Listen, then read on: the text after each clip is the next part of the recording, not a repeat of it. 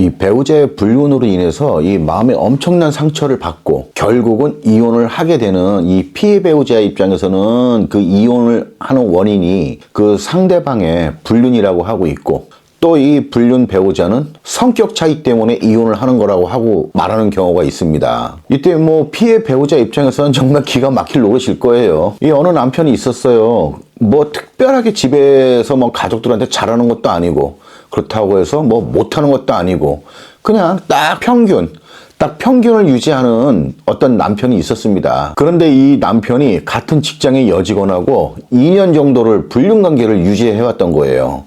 아내는 뭐 전혀 생각도 못 했었죠. 아닌 게 아니라 이제 남편이 이제 집에서 이제 노트북으로 이제 카톡을 했나 봐요. 카톡 프로그램을 깔아가지고. 그런데 남편이 바보같이 이 비밀번호 설정을 안 해놓은 거예요. 그래서 우연히 어느 날 아내가 또 그 노트북을 사용해서 뭘 하려고 했는데 자꾸 뭔가 카톡하고 떠서 딱 봤는데, 그때 이 상간녀의 정체를 알게 된 것이죠. 이때부터 이제 아내는 이제 남편한테 전혀 얘기하지 않고 이제 카톡 내용을 계속 실시간 모니터링을 해오고 있었어요. 남편은 뭐 그런지도 모르고 카톡으로 항상 상간녀하고 연애질을 하고 있고, 이 아내는 그거 볼 때마다 막 억장이 무너지고.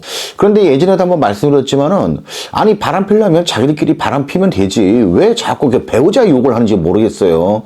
뭐 배우자가 이렇네 저렇네 어쩌네 이래서 난 정말 못 살겠다 뭐 어쩌네 이래가면서. 근데 좀 안 그랬으면 좋겠는데, 그렇게 자신이 없나? 배우자 욕하면서까지 그 상간제 비율을 맞추려고 하는 걸 보면은. 근데 어쨌든 이 아내는 계속 남편의 카톡 대화 내용을 계속 실시간으로 봤습니다. 그리고 이 아내는 이제 좀 더 명확한 사실을 알고 싶어서 이제 그래서는 안 되는데 차 안에다가 이제 녹음기를 설치했어요. 그리고 며칠에 한 번씩 그 녹음기를 빼가지고 이제 들어보고 이제 했었답니다. 근데 거기 안에서 보면은 아주 가관이에요. 자기들끼리 뭐 사랑하네 어쩌네 이래가면서, 뭐 그게 진심인지 아닌지는 모르겠지만 뭐 이혼하고 뭐 서로 같이 살자, 뭐 그럼 너 애들은 어떻게 할 거냐, 뭐 나는 이렇게 할 거다, 뭐 이렇게 막 이런 얘기 주고받고, 또 어떤 날은 또 차 안에서 관계도 갖고, 이제 이걸 계속 들었습니다. 그러니까 그 아내 속이 어떻겠어요. 그런데 이제 아내가 이제 더 열받았던 게 뭐냐면은, 이 남편이 이제 출근이 9시까지인데 뭐 1시간 땡겨져가지고 8시까지 가야 된다 이러면서 평소보다 더 한두 시간 더 일찍 나갔어요. 그러니까 이제 아내는 이제 그런가 보다 하고 이제 그만큼 더 새벽에 일어나서 이제 밥을 차려줬죠, 남편을. 그럼 또 남편 밥 차려주면 아주 잘 먹는데요. 근데 알고 봤더니 집에서 30-40분 정도 되는 거리에 사는 상간녀를 태워다 주러 이렇게 일찍 나갔던 거였답니다. 출근은 9시까지 그대로고요. 그러니까 상간녀하고 카풀을 하려고 상간녀 모시러 이제 일찍 나간 거죠. 그러니까 아내는 이제 화가 나는 거예요. 내가 저 상간녀 전연 때문에 내가 꼭두 새벽에 일어나서 내가 이 새끼 밥을 차려줬었나 라는, 이게 얼마나 열받겠어요. 그리고 또 퇴근할 때도 바로 오는 게 아니고 그 상간녀 집에다 데려다 주고 그리고 집으로 옵니다. 어쩔 때는 뭐 중간에 자기들끼리 뭐 저녁을 먹고 뭐 모텔을 가기도 하고, 그리고 또 어쩔 때는 뭐 차 안에서 관계를 갖고, 그리고 어쨌든 상간녀 집에다가 모셔다 드리고 또 집에 들어오는 거예요. 그런데 이 상간녀가 남편하고 나이 차이가 13살인가 4살 정도 났다고 해요. 그 남편 능력 좋아요. 그런데 이 대화 내용을 들어보고 이 컷 봐도 이 상간녀가 굉장히 여우짓을 많이 합니다. 완전 어떻게 보면 좀 나르시시스트 성향이 좀 강한 여자 같아요. 그리고 이 남편은 항상 쩔쩔매요. 혹시 뭐 상간녀가 조금이라도 기분 나쁘면 뭐 기분 안 좋은 일이 있냐, 뭐 오늘 뭐 먹으러 갈까 막 이래가면서 아주 그냥 가진 아형을 다 떱니다. 이 아내는 또 이 부분에 있어서도 화가 났어요. 집에서는 아내가 뭐 말을 시켜도 아니 이거 아니면 아예 대답도 안 하는 인간이 밖에 나가서 상간녀한테는 어떻게 그렇게 조잘거리는지. 그냥 카톡도 보면 아주 이모티콘 별 희한한 걸 다 막 보내면서 막 어떻게든 간에 막 상간녀 막 웃기려고 아주 가진 지랄을 다 하고 있었답니다. 그런데 이들이 한번 싸운 적이 있어요. 이제 왜 싸웠냐면 그때가 이제 아내의 생일이었다고 해요. 그래서 정말 오랜만에 이제 부부가 동반으로 해서 백화점 가가지고 이제 아내 옷 한 벌을 사줬다고 합니다. 근데 상간녀가 이를 알게 됐어요. 그러니까 막 이 상간녀가 야, 네 마누라는 뭐 백화점 가서 옷 사주고 나는 인터넷 쇼핑 해가지고 사야 되냐, 이렇게 차별할 것 같으면 나를 왜 만나냐, 네 마누라고 가서 살아라. 또 이랬더니 또 남편은 뭐 미안하다, 잘못했다 싹싹싹 빌면서 계속 이 카톡으로 애원을 하고 이 녹음기 녹음에도 미안해 이러면서 결국은 그래서 그 상간녀가 원하는 걸 사줬어요. 그때 가서야 또다시 뭐 사랑해 이러가면서 아주 그냥 둘이 쩍쩍거리고 아주 좋아 죽더라고요. 그러니까는 이 상간녀가 보통 여자가 아니에요. 나이가 한참 어린데도 이 상간녀한테도 이제 4살, 5살짜리 그 아이가 둘이 있거든요. 그러니까 그 남편은 뭐 하는 남편인지, 자기 아내가 이렇게 집을 자주 비우고 나가 돌아다니고 하는데도 의심 하나 안 하고 사는 건지 뭐 그건 모르겠네요. 어쨌든 뭐 그쪽 집안 일이니까. 그래서 어느 날 이 아내가 이제 도저히 더는 참지 못해서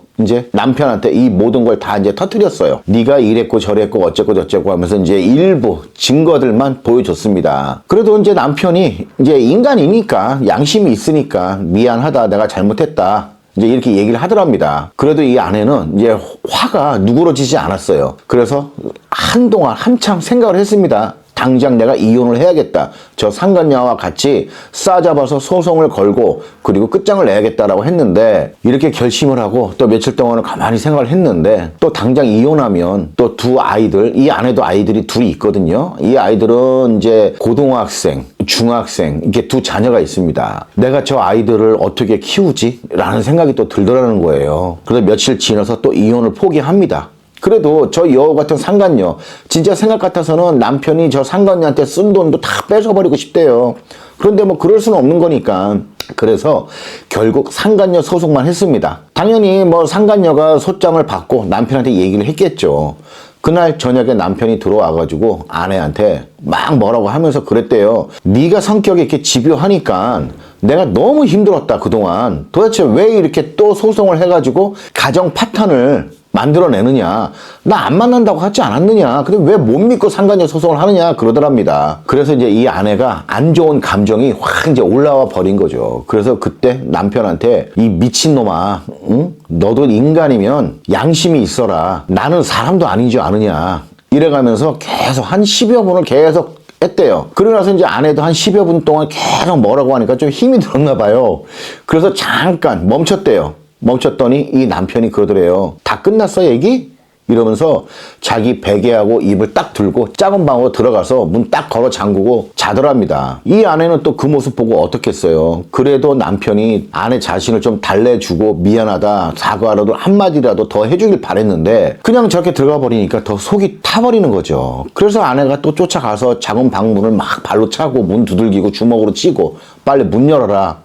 이러다 보니까 어떻겠어요. 애들도 있는데 애들이 그 모습을 이제 다 본 거죠. 그 아내가 나중에 그 얘기를 해요. 자기가 다른 거는 몰라도 그거 하나만큼은 정말 잘못한 것 같다. 아이들 앞에서는 그런 모습을 보이지 말아야 되는데 그 당시에는 자기가 참을 수가 없었답니다. 그래서 뭐 충분히 저는 그 마음 이해합니다. 저라도 그럴 수 있을 것 같아요. 어느 누구라도. 이제 아내는 그런 거죠. 예전에 한번 남편하고 부부싸움을 하다가 이제 남편하고 이제 3살 차이가 나는데 이 남편하고 부부싸움을 하다가 아내가 너라고 한 적이 한 번 있었대요. 네가 그래가지고 이렇게 된 거 아니냐 이런 식으로 한번 이렇게 싸움을 했었는데 이 남편이 난리가 났었대요. 감히 남편한테 너가 뭐냐 너가 이래가면서 몇 날 며칠을 말도 안 하고 아주 몰상식한 여자 취급을 하더랍니다. 그날 이후로는요 이 부부가 부부싸움을 할 때 아내는요 화가 나도 남편한테 존칭을 써줬어요. 그랬는데 저 상간녀한테는 미친놈 소리 들어가면서도 헤헤거리고 앉아 있으니까 이 남편이 얼마나 한심해 보이겠어요. 그런데 어쨌든 이런저런 여러 가지 이제 감정이 있고 또 남편이 또 이런 행동까지 하니까 이제 아내가 더는 못 참겠다. 내가 이렇게까지 해가면서 내가 살아야 되나 이런 마음이 들어서 결국 남편한테 이제 그런 얘기를 했대요. 너 자꾸 이런 식으로 나오면 진짜 이혼소송 해가지고 네 불륜 사실 다 까발리고 너 아주 개망신 주겠다. 이랬더니 남편이 비웃으면서 그러더래요. 야 이미 용서도 했고 6개월 지났으니까 내 불륜은 이혼 사유가 아니야. 우리는 이 극심한 성격 차이 때문에 못 사는 거야. 알아? 이렇게 얘기를 하더래요. 그래서 이제 아내는 그 상황에서는 웃기고 있네 이러면서 이제 말싸움 몇 번 하고 딱 말았고, 그리고 나서 이제 그 아내가 그 다음날 저한테 전화가 왔어요. 그동안의 상황을 쭉 얘기를 하시더라고요. 그러면서 이게 남편 말이 맞느냐 라고 얘기를 하시더라고요. 근데 아쉽지만 남편 말이 맞습니다. 이와 관련해가지고 이 서울가정법원에서 있었던 사건이 하나 있어요. 제가 잠깐 알려드릴게요. 배우자 일방의 부정한 행위로 인하여 이혼 청구권을 취득한 다른 일방이 그 사유에 대하여 상대방을 사후 용서한 때에는 그것으로 말미암아 이혼 청구권은 소멸하는 것인데, 이 말이 무슨 말이냐면은 이제 배우자의 불륜으로 인해서 이 상대 배우자가 이제 이혼 청구권을 취득을 한 거잖아요. 근데 그걸 용서했기 때문에 그 이혼 청구권은 이제 없어져 버린 거예요. 계속 읽어볼게요. 이혼을 전제로 한 위자료 청구권은 상대방의 기책 사유로 인하여 혼인관계가 파탄 상태에 이르러 이혼하게 된 경우에 그로 인하여 입게 된 정신적 고통을 위자하기 위한 손해배상 청구권이므로 혼인관계가 그 후 단기간 내에 다시 파탄 상태에 이르게 되었다 하더라도 배우자 일방은 전에 있었던 상대방의 부정행위를 이유로 하여 그 상대방에게 위자료를 청구할 수는 없다. 그러니까 이제 이 말이 무슨 말이냐면은 이제 배우자 불륜 행위를 용서했다면 이제 그것으로 끝이란 얘기예요. 이걸로 더 이혼 청구할 수도 없고, 그리고 이 용서한 불륜 행위로 위자료를 청구할 수도 없다. 이제 이런 얘기입니다. 그래서 용서한 불륜 배우자의 불륜 행위를 이유로 인해서 이혼 청구 못하고 위자료 못 받고 딱 이렇게 알고 계시면 될 것 같아요. 그런데 이러한 경우 얼마든지 많거든요. 이미 용서는 했고 아니면 제척기간 6개월이 지났고 이래서 내가 어떻게든 살아보려고 했는데 저 불륜 배우자가 계속 뻔뻔하게 나오니까 도저히 못 참아서 결국 이혼을 선택하시는 분들이 있으세요. 그래서 이분들이 이제 불륜 행위를 이유로 소장을 접수하긴 합니다. 부정한 행위. 그러니까는 민법 840조 제1호 부정한 행위로 이제 이를 이유로 해가지고 이제 이혼 소송을 걸지만 결론적으로는 판결은요. 제6호 기타 혼인을 계속하기 어려운 중대한 사유로 빠지는 경우가 일반적입니다. 그 사이에 배우자가 또다시 불륜을 저지르지 않았다면, 이러니까 용서한 배우자의 입장에서는 굉장히 우라통이 터질 겁니다. 우리 가정은 분명히 내 상대 배우자의 불륜으로 인해서 깨진 건데 저 상대 배우자는 성격 파탄이라는 거예요. 이렇게 서로 주장을 해요. 그러니까는 피해 배우자 입장에서는 억울할 수밖에 없는 거죠. 그런데 이걸 좀 넓게 생각을 해보면 이 피해 배우자의 입장에서는 뭐 이러한 제도가 엄청 억울할 거예요. 하지만 우리가 넓게 한번 생각을 해보자고요. 부부 일방이 바람을 예를 들어서 신혼 때 폈다고 해보자고요. 근데 용서를 받았어도 그리고 6개월이 지났어도 언제든지 이를 이유로 이혼 소송을 걸고 위자료도 받고 할 수 있다고 하면 그 불륜 배우자는요 절대로 가정을 위해서 열심히 살지 않을 거예요. 왜냐면 뭐 10년이 됐든 20년이 됐든 열심히 가정을 위해서 최선을 다하면서 재산 일구면서 아이들 양육 잘하면서 잘 살았는데 내 배우자가 나 신혼 때 불륜 행위를 가지고 이혼 소송을 해버리면 이 불륜 행위자한테 너무 좀 가혹한 거잖아요. 열심히 살아왔다고 가정을 한다면. 그러면은 이러한 상황에서는 오히려 불륜 배우자들은 한 번 걸리잖아요. 그러면은 배우자가 아무리 용서를 해줬다 하더라도 언제 이혼당할지 모르니까 열심히 살지 않을 겁니다. 그래서 결론적으로는요, 이 법이라는 건 그런 것 같아요.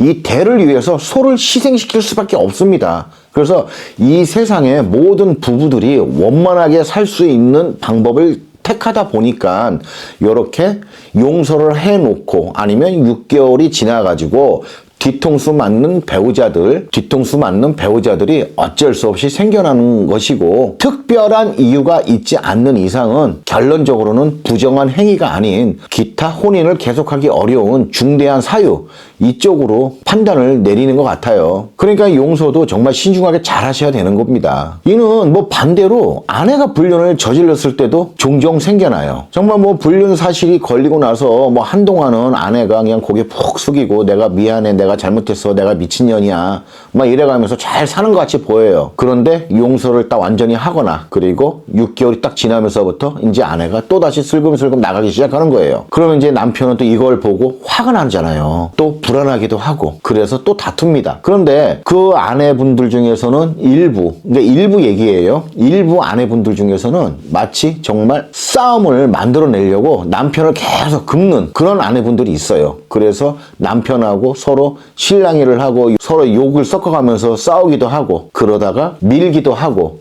이러한 과정에서 아내가 경찰에 가족폭력으로 신고를 해버립니다. 이렇게 되면은 일단은 이 남편이 임시처분을 받아서 집에도 들어가지 못하는 그런 상황이 되는 경우가 많아요. 그리고 아내는 그때부터 남편한테 이혼 요구를 하는 거예요. 너하고 나하고 이렇게 성격이 안 맞는데 어떻게 살 수 있겠느냐. 그러니까 우리 이혼하자. 이렇게 제안을 하는 경우가 많습니다. 그러니까는 이 남편은 아직 내 아내의 외도 이 불륜 사실에 대한 충격과 상처도 가라앉지 않은 상태에서 몇 개월 지나서 이러한 일을 겪게 되는 거예요. 이때 찾아오시는 남편분들이요, 정말 참담한 모습입니다. 정말 불쌍해요. 이건 제가 같은 남자라서 그런 느낌이 드는 게 아니라 그냥 인간 대 인간으로서 정말 안타깝고 너무 불쌍합니다. 그런 남편분들이요. 이건 또 반대로 아까도 말씀드렸죠. 반대로 여자분들도 마찬가지예요. 어쨌든 이 상황에서의 피해자들은 남편이 됐든 아내가 됐든 너무 안타까워요. 내 배우자에 대한 어떠한 그 불륜에 대한 상처가 가라앉지도 않았는데 또다시 이런 일을 겪게 되는 거잖아요. 그러니까 이 불륜 가해자들이요, 쓰러져 있는 사람 한 번 더 짓밟는 거예요. 어쨌든 참 안타까워요. 분명히 이 피해 배우자의 입장에서는 이 모든 시작이 불륜 배우자의 불륜 행위로 인해서 시작이 되고 그로 인해서 안 좋아졌는데 저 상대방 불륜 배우자는 우리가 너무 성격이 안 맞아 하면서 이걸 성격 차이로 몰고 가니까 이 모습에 우라통이 터지지 않을 피해 배우자가 어디 있겠냐고요. 옛말에 그런 말 있잖아요. 때린 놈은 다리 오므리고 자고 맞은 놈은 다리 피고 잔다. 그런데 요즘은 아닌 것 같아요. 맞은 놈은요, 또 맞을까봐 다리 오므리고 자는 세상이고요. 때린 놈은 또 때릴 생각에 다리 쭉 피고 자는 그런 세상이 아닌가 싶습니다. 근데 저도 여러분들과 똑같은 이 세상을 살아가는 한 사람으로서 자꾸 세상이 좀 이렇게 변해가는 게 좀 안타깝고 보기가 저도 좀 괴로울 때가 많습니다. 끝.